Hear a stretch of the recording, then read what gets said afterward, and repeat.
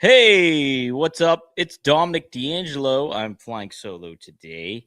I'm at vadfreeshows.com, SEScoops.com, Studio1Sports.com, and it's Rumor and Innuendo.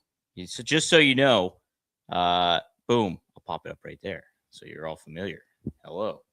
I'm trying to adjust my camera here and adjust my computer. Yes, happy to be here. We got some fun things to talk about, particularly AEW Dynamite and what's to happen there tonight. Seems like they have quite the lineup. I was just listening before I got on air, and I just got back to my place, by the way. That's why it's a little late. But I was just listening to the Buffalo Bills press conference. And my goodness, you want to talk about some interesting characters. It is the ownership of the Buffalo Bills. And that's coming from a Jets fan. Look, I know what a dumpster fire looks like, and that is the New York Jets. The Bills can mask their dumpster fireness with a good quarterback and a good coach. Now, they let one of those people go. Sean McDermott is now gone from the Buffalo Bills, and that's why they're having this press conference. And my goodness, is Rumor and Innuendo Buffalo? Are we the Buffalo Bills? Are we? Well, I know Robert's not. He's more put together than I am. But man, the damn it Doms. I don't know if I can handle an NFL franchise, let alone a podcast by myself. Let's say hi to some folks in the chat here. Triple E says, "What's up? What's up, Triple E?" Jeff Henninger says, "Hello, RNI. It's cold outside. Might need some excitement to warm up." Oh yes, indeed. Yes, indeed. Willie Thornbrew says, "I'm so excited to see if Dom can nail the intro." I didn't. I missed it big time. I forgot my own website, Studio1Sports.com. By the way, full event of Exodus New Game Plus is up, so you can tune into that. You can also just watch the match that I right now posted is the NWA World Heavyweight Championship match that aired live on my channel. Couldn't believe it. Very happy about that. So yes, it's Silas Mason taking on Anthony Green. It's a really, really fun match. More matches will be posted here today, so be on the lookout for that. Let's see. Devin Dre Owen says, "Hello, R&I. Is this the team facing our FTR tonight? Who is this team?" Well, yes, let's give some context to that since AEW has not. We'll give that in a second, though. 135. What the hell? What is 135, Devin Dowling? I'm not sure what that means. Not sure. It's 12:01. Do you know where your podcast hosts are? Who gets that reference? I kind of get it. Do you know where your... Oh, isn't that like the curfew announcement that they used to make way back when? Do you know where kids are? It's something. I think that might be it. And then Tony Gong says, "R&I is never late, nor is it early. It arrives precisely when it means to." That's right. It's an organic show. Organic. So I'd really try to be on time. But yes, I like walked back with plenty of time. And like then I get into the door and I look at my phone and it's 11:59. I'm like, what? And I still had to set up my camera and my microphone, so hence why I'm a little late. All right. Well, what won't be late is Dynamite. So let's I guess. Oh my God, what the heck? Let's just get excited. I'm so excited.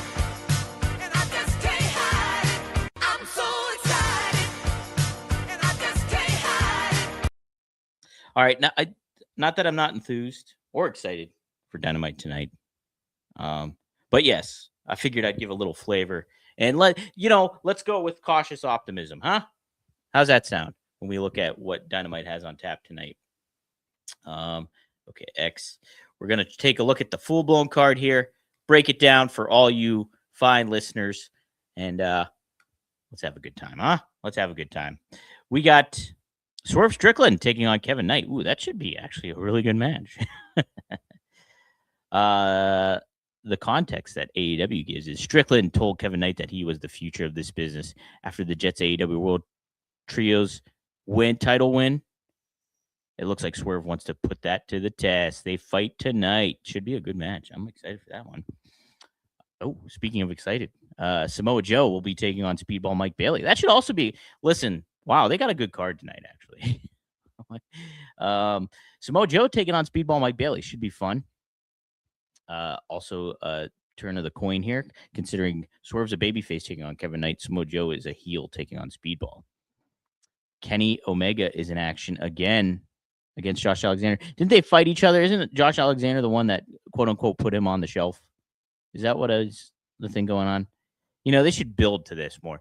Here's the thing I took note of last week. I think it was last week. Might have been the week before. Pretty sure it was last week. Don Callis came out with Alexander and somebody else on his other side. But like something I took major note of is Josh Alexander's got personality and charisma that is very much untapped in AEW. Like the facial expressions he was making himself like unique and like ready to. He was just like kind of like I don't know really how to compare it to somebody else, but almost like a Steiner, Braun Breaker kind of vibe to him in certain ways. But like just this confidence of like this guy could kick your ass big time, and like get a microphone in front of him, have him talk. Hopefully we get some of that tonight because he can talk, and he's got the physique and the look and everything. It's just like make him like a big prominent figure of the Don Callis family. I mean, it's cool he's going up against Kenny Omega, but is this gonna just be in a loss? Like that's what it feels like. A lot of these feels like they're gonna be in a loss, and we'll get to some of that. So like Swerve, I mean, I think he'll beat Kevin Knight. Nothing wrong with that necessarily. It's just you get a young competitor going up against a veteran like Swerve. It makes sense. But Josh Alexander is an established former TNA champion that was really highly regarded too as an all-time champion for the company. And now he's going up against Kenny, which is great, but there's no story build. There's not a whole lot really going on that the attention to detail is lacking when it comes to this. Like you should have had Josh Alexander be built this whole time Kenny was off television and like just talking trash, talking smack, doing all that kind of stuff. Now, I'm not necessarily against him losing, but like make it worth your while instead of him just like, oh, he's a side character.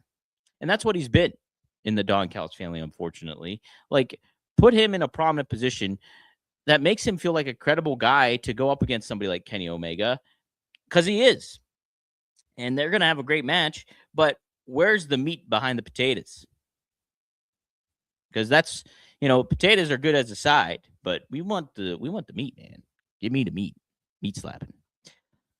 So that should be good. Speaking of Don Callis family, we got a street fight. This makes zero sense to me. Oh my god, this makes completely zero sense to me. What is going on? We have the Death Riders. Are they baby faces? What the hell? Certainly John Moxley is a baby face, but Wheeler Yuta. I have a complex about saying his name ever since Robert's trashed me about it. Utah. That's what I'm going with. Utah.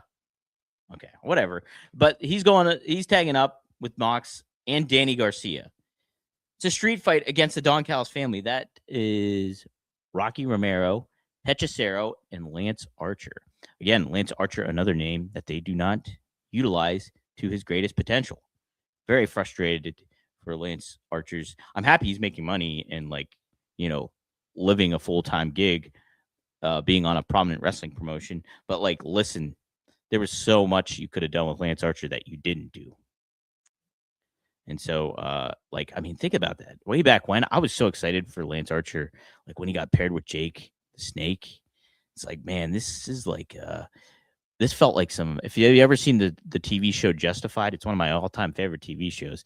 And the villains that Raylan Givens, the protagonist, would run into in Podunk, Kentucky, you could have done some really fun stuff with having a compound that Jake ran and having these wild nut job people in his stable. It could have been a lot of fun.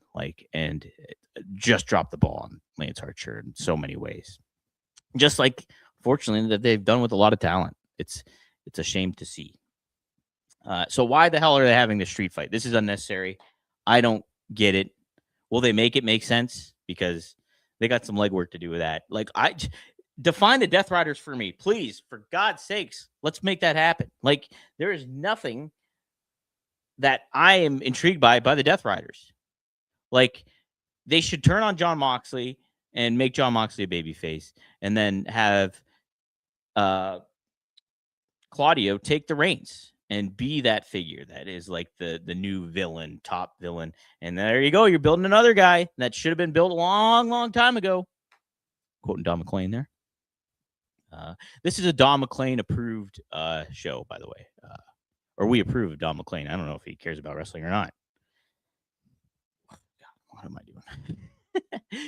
MJF is live in Orlando. That's all they have him advertised as. So, I mean, that's fine. I mean, like, he's the champ. If he speaks, that's appointment television, I think, in a lot of ways. You know, where AEW needs some appointment television. Because, like I've said for years now, they kind of lost that appointment television when they lost first Cody Rhodes. He felt like appointment television for AEW big time. Anytime he would talk or he was in a match, it felt like a big deal. I mean, same with CM Punk. But obviously they lost him too. So it's just like MJF is the only guy that's really doing that right now, unfortunately. You know, where it's like, I have to tune in and listen to this guy talk. You kind of get that with Ospreay, but he needed some more moments, and he needs to. I think Ospreay. Is this a hot take? He just needs to change his style. I think in general, like, he doesn't need to do all that stuff anymore. He doesn't. He's established himself. Pick and choose your moments, and make that happen when he comes back. All right. But we got MJF tonight. Megan Bayne is tagging up with Penelope Ford. She's healthy again. Wow. Okay. Taking on the Timeless Love Bombs in tag team action. This is fine. This is a good match to have, you know, but I am not buying into the Timeless Love Bombs. I'm just not a fan of that pairing. Mina and Toni Storm. I think, you know, it's kind of just brought Toni Storm down a little bit. What I am a fan of is Toni Storm and her odd relationship with Orange Cassidy. I think that's a lot of fun. And I think there's some more tangibility to that than there is with this pairing of Mina Shirakawa. And I just think, you know, have Mina turn heel and be a different type of kind of character that she still is, but different in certain ways. So I think this is a fine match, but look, what is Megan Bayne? Oh my God. It's every person on this card here, basically. There's somebody involved in one segment or match where it's just like, hey, they haven't done enough with this person. And Megan Bayne's one of them. No doubt about it. Are we going to get some, maybe something going on between Megan Bayne and Toni Storm? I sure hope so. I mean, that would be nice.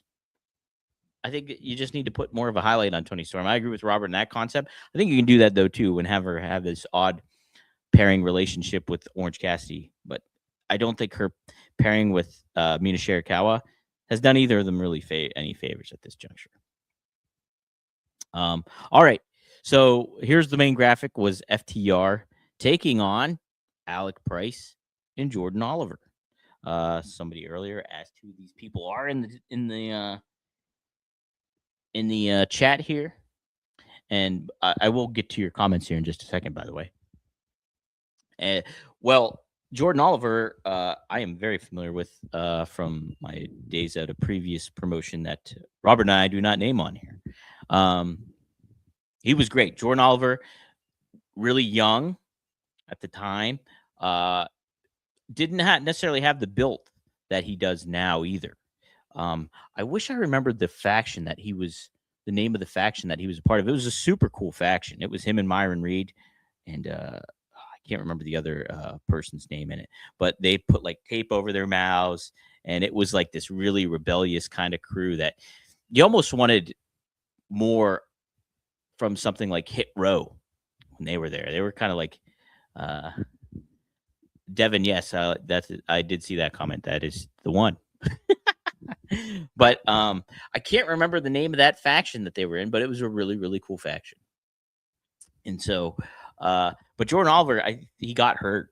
Like he was let go from the promotion that we were at, that we don't name. And then he went on GCW and everything, and like kind of just went solo, and like then he got hurt.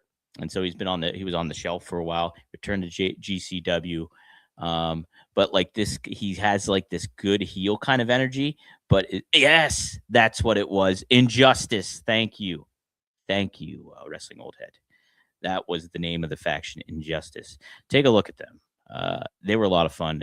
Really cool, kind of like this upstart heelish group that like caused a lot of chaos and like were like known to complain about things being unjustified for them. And speaking justified, but like they were awesome. It was an awesome, fun faction. And so that's where Jordan Oliver kind of cut his teeth a little bit on like a somewhat of a on-screen wrestling role. And so I've always been a fan of Jordan Oliver. He's a super nice guy backstage.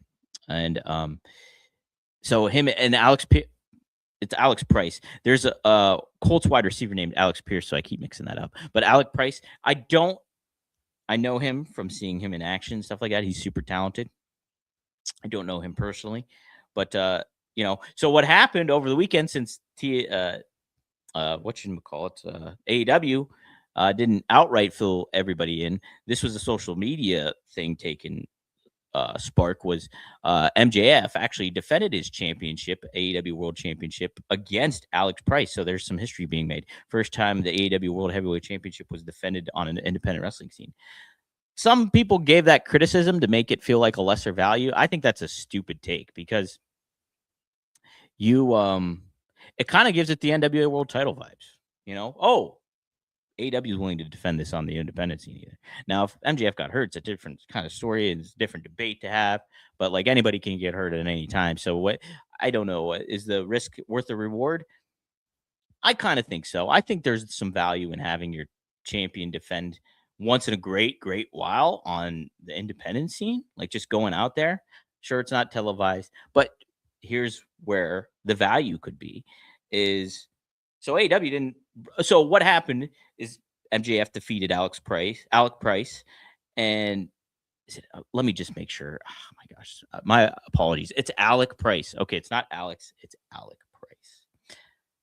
A lot of Prices, Pierces, Alexes, but either way, so he defeated him, and then he presented AEW contracts to Alec and Jordan Oliver.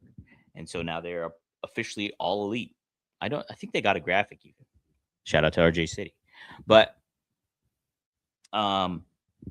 so cool moment, right? Got some social media buzz, but didn't necessarily get a whole lot of buzz outside of social media, it seems, or the dirt sheets if you're not paying attention. So what would have been cool is maybe you give, and this is tough to do. I'll give AEW a little bit of leeway here because they haven't really had a show. I mean, Collision doesn't really count.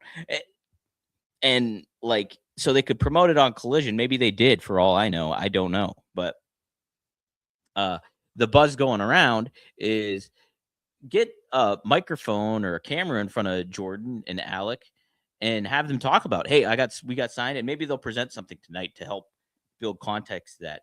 Putting them in the match right now with FTR, do I like it or don't I? I'm mixed on it.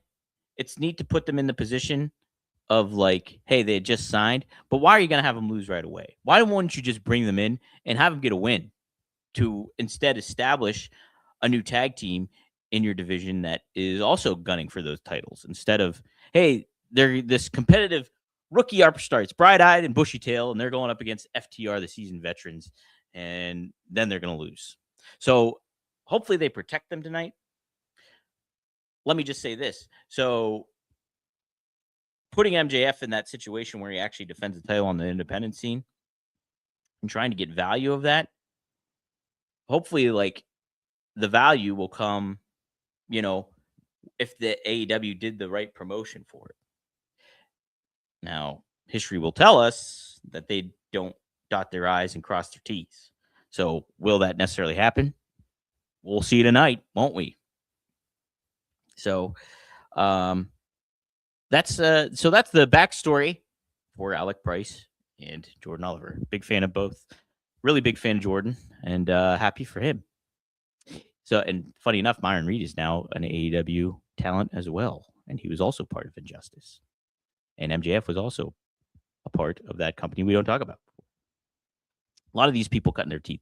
Now, I do that in jest because Robert doesn't bring up the name, but I enjoy that company or working for them. I did. I had a lot of fun and got to interact with a lot of people too, including the Von Erichs. Where the heck are the Von Erichs? That's a great point. Holy crap. Yes. All right. I'm going to bring this up just because it's good to talk about. And Devin makes some Injustice, the Hart Dynasty, Fatu's faction. Yes. My God. They still do that now. I think Contra, which was great. It was a great era. It really was. There was some really creative factions. The Von Erichs were awesome. Who, my God, put them on AEW. It's just driving me nuts that they don't use these guys in the right manner. It does. It drives me nuts. Why not make the most of these people, huh?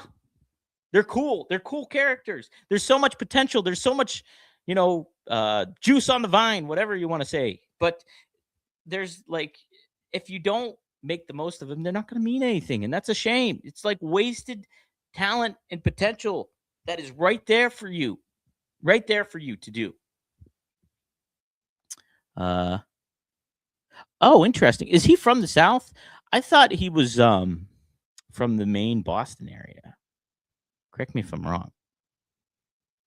Devin also adds, if you're not going to use them on TV, make them house show loop and use them there, or they're not developing. Yeah, you got to develop them. So, like I said yesterday on yesterday's show, Big Vito brought up a great point about injuries. I never considered this, but he said the body types nowadays is why a lot of talents get injured nowadays, because they're lean, they got muscular build, so there's not enough cushion or bulk to protect these guys from taking bumps after bumps after bumps. And I thought that was a really fascinating take because, this is a rough thing to get into, partner. I've never taken a bump. I do want to take a bump at some point, though. Yes, and put it in my repertoire. So if you will. All right. Okay. Okay, Wrestling Old Head says, I watched Alec Price in AEW. He has the fundamentals and the presence for sure. I also saw him on DPW. So, there's, make the most of these people. And putting them in a match against your tag team champions right away is cool. Are you going to protect them? Or are you just going to job them out? And are they just going to get lost in the shuffle? It's not like they have a great track record. Oh, yes. Dre Owen says, "Oh, isn't the Butcher and Blade ready to come back?" Yeah, they took a picture. There was a picture online. I formed a social media relationship with the Butcher, and I do this inside joke with him because he liked I mentioned Christopher Cross to him or something, or he mentioned Christopher Cross one time. The Yacht Rock of Yacht Rock fame, sailing. I recommend that Christopher Cross album, by the way. That he won freaking a whole crap ton of Grammys for that album, by the way, his debut album. In 1980. Anywho, that's how I formed a relationship as we joke about Christopher Cross on social media. But yes, they're back, and I love the Butcher and Blade. I love them since they started. And again, it's just you could have done a lot with the Butcher. You could have done a lot with the Blade too. And the Bunny was there as well. So there we go. I'm just want to roll back here. Okay. I caught up on all the comments. Patiently waiting for the Rascals to have a segment with Rob Van Dam. Boom. Hey, we funny people might know of this person if you're online a lot is Kylan Myers. He's a huge fan of Ricochet, so he's always asking people to challenge and fight Ricochet. And so he got on our chat during the live recording with Rob and Vito, and another friend of the show, Maddie, super chatted about asking Rob to call out Ricochet on behalf of Kylan. I can't forgive my mispronunciation. But Rob did cut a promo to Ricochet. So who knows? Who knows what will happen? So there we go. Let's take a quick look at the dirt sheets here. I did not look at them today.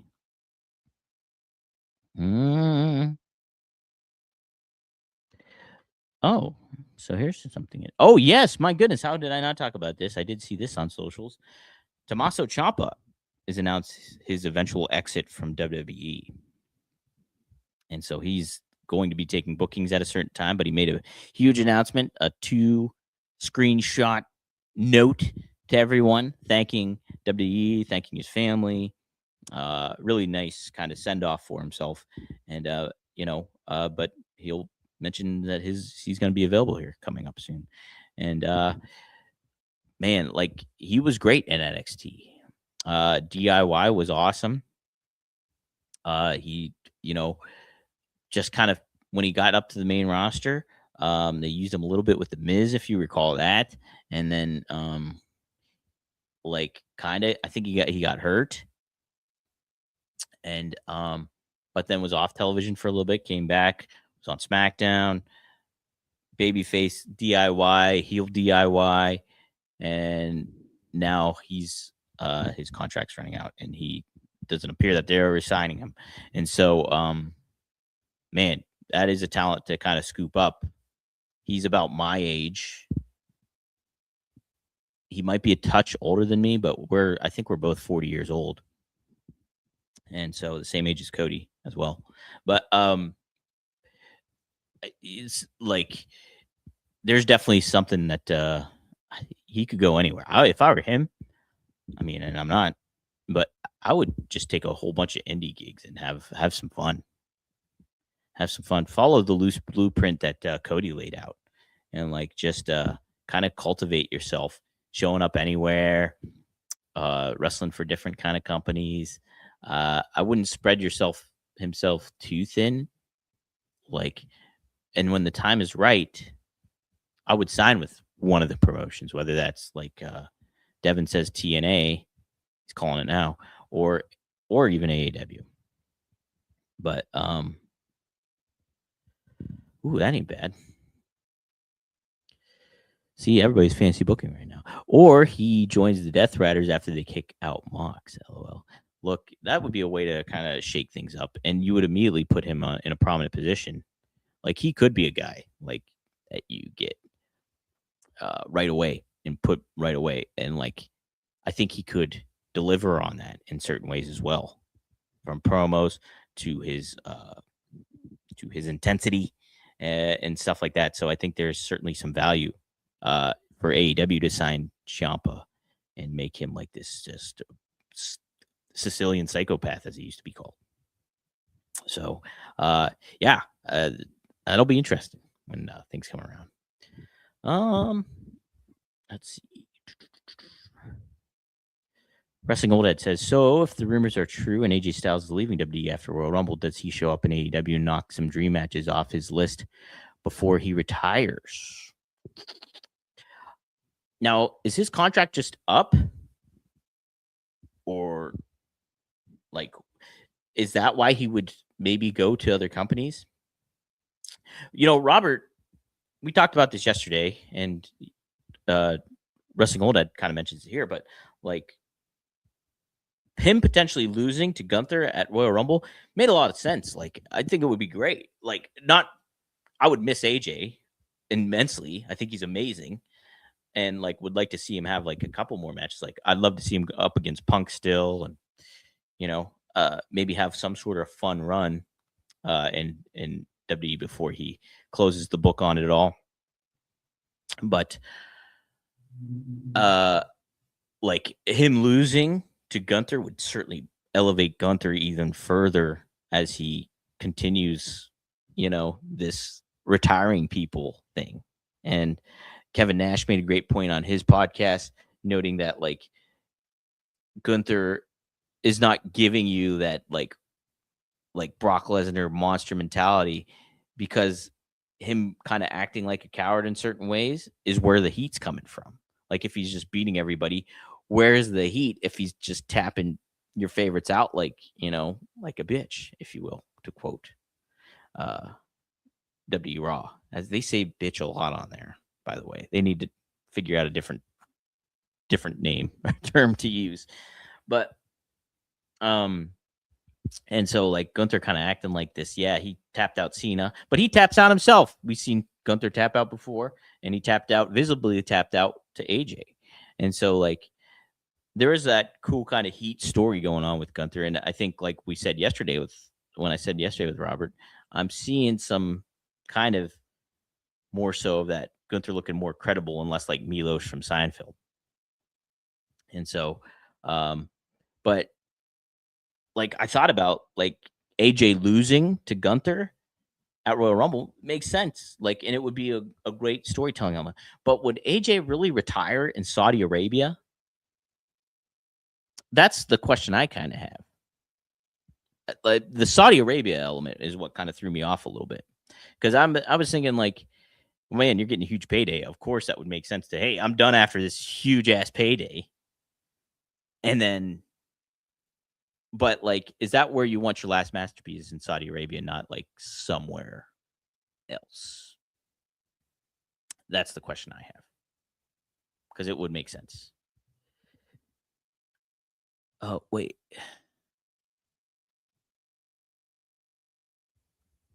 Wait, who? Robert? Oh, is there another Robert in the chat I'm missing? Because Robert didn't say that.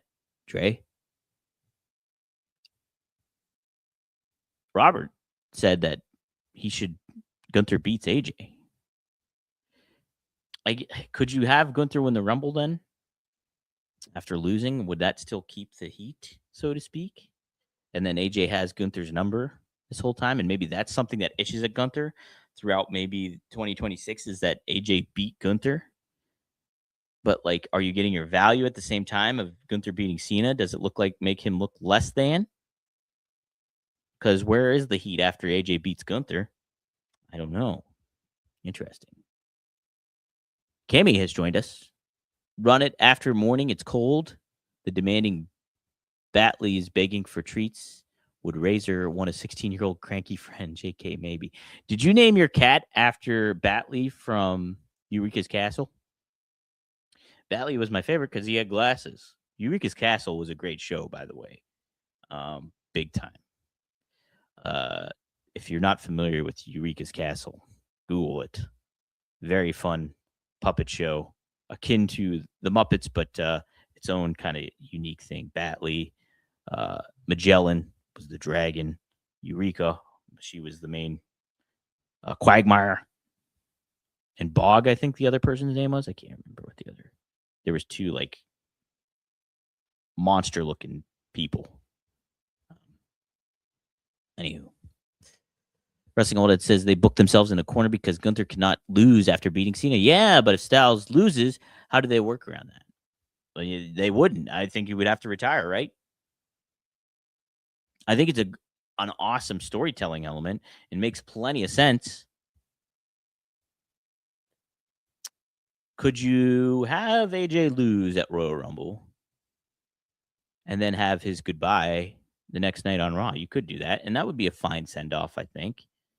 But would AJ want to do that? That's the question. His last match takes place in Saudi Arabia. That's the thing that kind of throws me off a little bit now that I think about that a little bit more. That after Rob and I got off the air, I thought about that, and I was like, would that happen? Delete from X says, you just want him to retire in America? I mean, I don't. That's up to him. Either way. I mean, I just couldn't imagine him necessarily having his last match in Saudi Arabia. Just because of somewhat of the sour taste that it leaves in people's mouths. It's a polarizing country. It's just the way it is right now. Like they've done some pretty bad stuff over there. Let's just say maybe I wouldn't survive over there. Whatever. Okay. Devin says that. Yeah. Okay. Oh, Cammy confirms it. Batley. He was my favorite. Yes, Batley. I have I have the Eureka's Castle puppet over there, actually. From you get him at Pizza Hut. It was the puppets at Pizza Hut. I got it for my niece, and then because Marcus, my brother, was showing him her old episodes of Eureka's Castle, and I was like, oh, I'll get her this Eureka's Castle puppet, but she already had it. So then I just kept it, and it's here. It's in my apartment. I'm trying to look for it, and I'm pretty sure it's over there. It's just hiding behind something. Well, that's a fair point. Delete, delete, delete. USA is more polarizing right now. I don't know. I mean, I think the whole world's pretty polarizing. USA is also, we're not getting into this, but yes, the country is very polarizing. That's a fair assessment. Delete, delete, delete.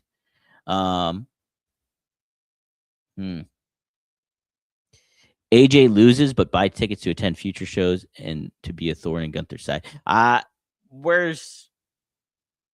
don't know.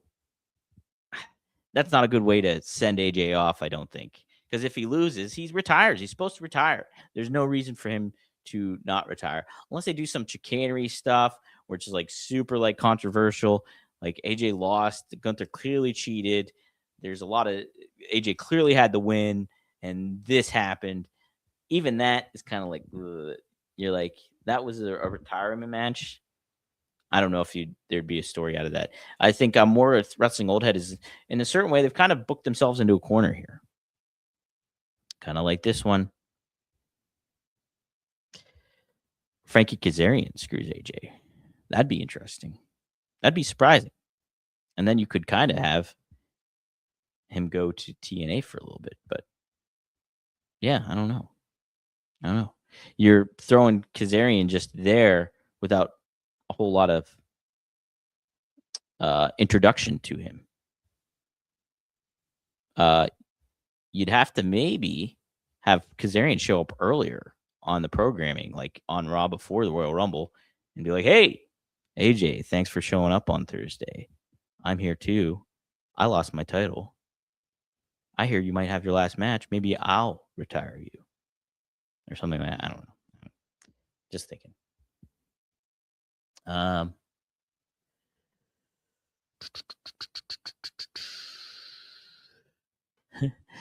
AJ retires like Flair and shows up in TNA. Yeah, that would basically be it, right?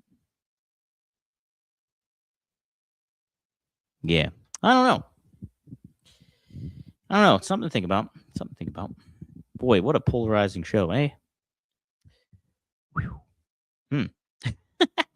All right, I guess that'll do it for me. I went overtime, right? I gave you guys a good chunk of content here today. Hey, I'll be back tomorrow. So will Robert, likely, to talk about AEW Dynamite and any of the ongoings happening in the wrestling world. And you can catch us every Monday through Friday here on Ad Free Show's YouTube channel at the W Creative _ish X account, at the Dominic D'Angelo X account, on the podcast YouTube channel, Rumor and Innuendo YouTube, and Oh You Didn't Know YouTube. Also, SC Scoops X account and Podcast Heat X account. So check us out all on there. Yes. Check out rvdtv.com. I've got a new GTA aesthetic I'm super excited about. And so I've been rolling out some new images for thumbnails, kind of new little intro. If you're a fan of Grand Theft Auto and stuff like that, I've fully embraced the Grand Theft Auto aesthetic on rvdtv.com. So I'm having a good time with that. And so check that out. Be sure to like the videos and subscribe to the channel and spread the word out about it too. So enjoy Dynamite, everybody, and enjoy each other. Best of luck in your future endeavors. And yes, thank you, Tommaso Ciampa, fellow Italian and potential Sicilian. I am with him. So bye. Shh.